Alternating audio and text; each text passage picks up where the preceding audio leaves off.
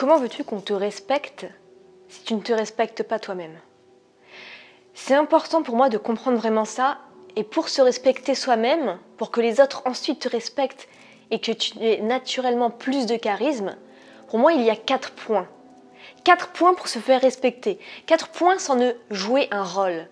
Parce que j'ai fait des recherches avant pour voir un petit peu comment avoir du charisme, mais je ne suis pas d'accord avec ce qui est dit.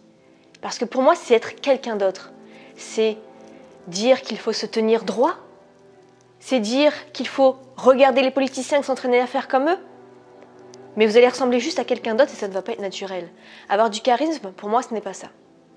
Avoir du charisme, pour moi, c'est se respecter. Et si tu te respectes, les autres vont t'écouter parce que tu as cette faculté de te respecter toi-même, et je peux te dire que ce n'est pas donné à tout le monde. Pour moi, pour se respecter, il y a 4 grands facteurs. Il y a sur nos choix de vie, il y a sur ce qu'on mange, il y a sur ce qu'on se dit, et il y a sur son apparence physique. Donc on va voir ensemble un petit peu ces 4 facteurs. Comment on peut un petit peu se respecter sur chacun de ces facteurs. Le premier facteur, c'est sur les mots qu'on se dit. Et je peux vous assurer que si jamais vous avez votre petite voix intérieure qui devenait tout d'un coup extérieure à vous et qui était tout le temps là avec vous et qui vous parle mal, vous n'allez pas en fait autoriser cette personne-là à dire autant de mal de vous.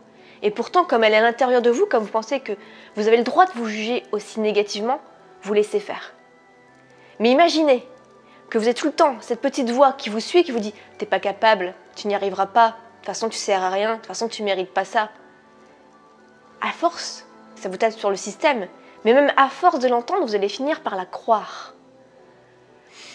Il y a un livre qui a été écrit qui s'appelle La mémoire de l'eau, qui a été en fait réalisé par un professeur qui a fait des études scientifiques sur l'influence des mots sur l'eau. Donc en fait, il a voulu cristalliser ce que les mots ont comme impact sur l'eau, pour voir un petit peu la forme que ça avait. Et il a remarqué que quand on disait des mots positifs devant l'eau, eh bien ça faisait vraiment des formes symétriques, des belles couleurs, et ça ressemblait un petit peu à des flocons de neige. En revanche, pour les mots négatifs, les influences, les vibrations négatives, les motifs étaient vraiment asymétriques, incomplets, de mauvaises couleurs. Et sachant qu'on est composé à 70% d'eau, vous ne croyez pas que ça a un impact sur nous, sur tout ce qu'on se dit? Mais pas seulement sur ce qu'on se dit soi-même, sur ce qu'on laisse les autres nous dire.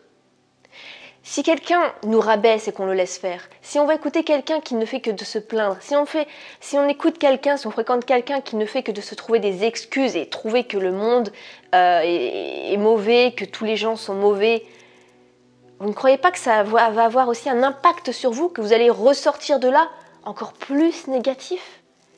C'est peut-être pas conscient, mais je peux vous dire que votre corps, il le ressent. Donc, faites vraiment attention aux mots que vous vous dites. Que ce soit la musique que vous écoutez, ça a une influence aussi. Parce que chaque son a une vibration particulière. C'est vraiment ce qu'il en a conclu de ce bouquin. Donc faites attention à ce que vous écoutez. Mettez-vous de bonnes musiques positives pour bien vous ancrer. Si vous écoutez des musiques tristes, ça ne va pas le faire. Vous écoutez des musiques avec des paroles négatives, des musiques de rap avec des paroles un peu trash, ça va vous conditionner pas super bien. Donc attention à la musique, attention à ce que vous dites, attention à ce que les autres vous disent, attention à ce que vous regardez à la télé, attention au genre de film que vous regardez, parce que tout ça va avoir un impact sur vous. Donc commencez par ça, commencez par vous faire respecter sur ce que vous laissez entrer comme mots et comme vibration en vous. La deuxième chose, c'est ce qu'on mange, notre alimentation. Et je sais que là-dessus, par exemple, j'ai un énorme effort à faire. Parce que l'alimentation, c'est pas trop ça. Après, c'est un peu personnel parce qu'en fait, comme je suis déjà pas grosse, j'ai peur que si je me mets à manger juste des fruits et des légumes, en fait, je vais perdre un os limite. Donc c'est plus en fait un système de croyance à changer, mais je sais que l'alimentation est très important et je sais que je vais le changer dans les années à venir, ça c'est clair et net. Parce que je sais trop l'importance que ça a. L'alimentation, il faut savoir que il y a une augmentation des cancers de 63% depuis de 1980 aux années 2000. Donc là, je ne parle même pas de ce que ça donne, ça a dû exploser le taux de statistiques de cancer. Et comme par hasard, depuis qu'on a une alimentation qui n'est plus vraiment équilibrée, l'alimentation qui est changée, Si on va en fait acheter des plats tout faits avec plein de conservateurs, avec plein de choses, on ne comprend même pas ce que c'est dans l'emballage, sur l'emballage, ça a en fait un énorme impact sur tout ce qui est diabète, tout ce qui est cancer et tout ce qui est espérance de vie. Il faut savoir que être un peu en surpoids, on perd 1 an. Si on est en obésité, on va perdre 3 à 7 ans. Donc rien que ça au niveau de l'espérance de vie, c'est quand même bien dommage de perdre bêtement un petit peu de l'espérance de vie juste en mangeant mal en fait. Et il faut savoir qu'il y a une étude qui a été réalisée et si déjà on fait attention à son alimentation, eh bien on peut baisser les risques d'avoir un cancer de 30 à 40%. Donc vous voyez à quel point en fait c'est pas toujours lié, je dis pas que c'est toujours lié en fait, mais ça peut avoir un impact. Si déjà vous faites attention à votre alimentation, vous vivez plus longtemps, vous avez une meilleure santé et puis vous avez moins de risques d'avoir des cancers ou des maladies chroniques qui vont en fait vous bouffer le reste de votre vie. Donc attention à ça, respectez-vous sur ce que vous faites pour ingurgiter, en fait, faites attention aux aliments que vous faites entrer dans votre corps. Pour moi, le troisième respect, c'est au niveau de ces choix qu'on fait dans la vie, que ce soit quotidien ou les grands choix. Si vous faites un choix dans la vie juste pour faire plaisir à vos parents, à la société, pour faire bien, déjà vous allez regretter à la fin de votre vie, et ça c'est le plus grand regret des êtres humains. C'est qu'ils ont vécu une vie qui n'était pas en fait la vie qu'ils voulaient. C'était juste pour impressionner ou pour faire plaisir aux autres ou pour faire bien, ou bref, un choix en fait qui ne leur ressemblait pas. Donc déjà ça, si vous ne vous respectez pas sur ce choix-là, vous allez le sentir, et moi en fait, ce qui m'anime d'être entrepreneur, c'est parce que je ne veux pas avoir de regrets à la fin de ma vie. Et je sais qu'avoir une carrière d'entrepreneur, être libre de faire ce que je veux et d'être passionné par mon métier, sachant que le métier, ça constitue pour moi 70% de notre temps, bien moi, je n'aurai pas de regrets. Donc là-dessus, je me suis respectée. Vous, est-ce que vous vous respectez sur votre choix de vie, sur votre choix de carrière, mais sur votre choix aussi de partenaire, sur vos choix d'amis? Est-ce que ces gens-là autour de vous vous font du bien? Est-ce qu'ils vous tirent vers le haut? Donc attention aussi à cette notion de respect là. Réfléchissez bien à ça et posez-vous les bonnes questions. Est-ce que vous vous respectez sur les relations, sur vos choix de vie, qu'ils soient minimes ou grands? Quatrièmement, c'est tout ce qui est apparence physique, tout ce qui est hygiène de vie. C'est vrai qu'on peut avoir tendance parfois à se délaisser. Je pense aux personnes qui sont entrepreneurs, ceux qui sont seuls, ceux qui se disent ok, je vois personne, je reste en pyjama toute la journée, je vais pas prendre ma douche aujourd'hui, je vais me laisser aller. Ça aussi en fait, c'est un respect sur soi-même. Si vous restez en pyjama, vous ne vous douchez pas pendant 1, 2, 3, 4 journées, une semaine, vous dites c'est pas grave parce qu'en fait personne, je ne vais voir personne de la semaine donc je m'en fous. Mais non, c'est un respect pour vous-même. Si vous ne vous respectez pas vous-même au niveau de votre hygiène, au niveau de votre apparence physique, c'est le début de l'enfer au niveau du respect en fait. Imaginez que vous voyez quelqu'un qui fait ça. Ça va pas vous faire un peu pitié?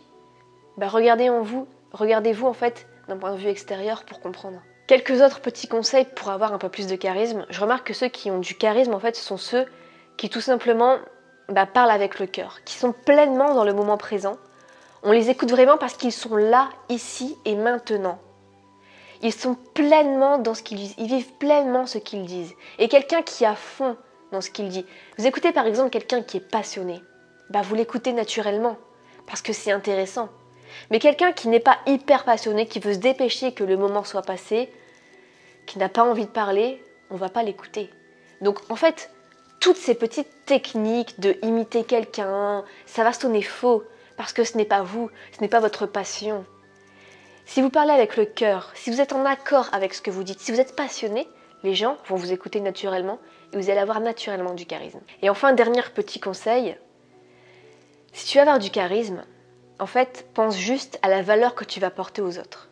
Si tu te mets dans l'état d'esprit que quand tu parles, c'est pour apporter quelque chose, changer un minimum, un tout petit peu au moins, la vie de l'autre personne en face, crois-moi que dans toute ton intonation, dans toute ta façon d'être, tu vas être naturellement charismatique.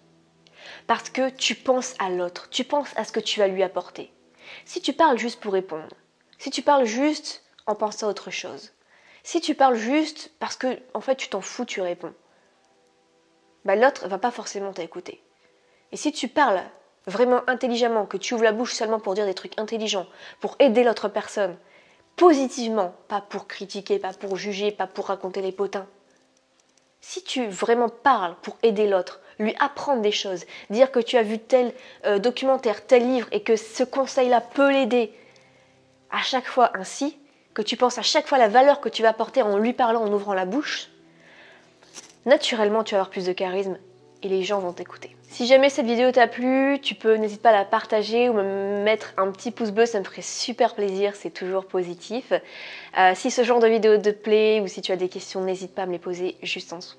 On se retrouve dans une prochaine vidéo et surtout, prenez soin de vous. Ciao!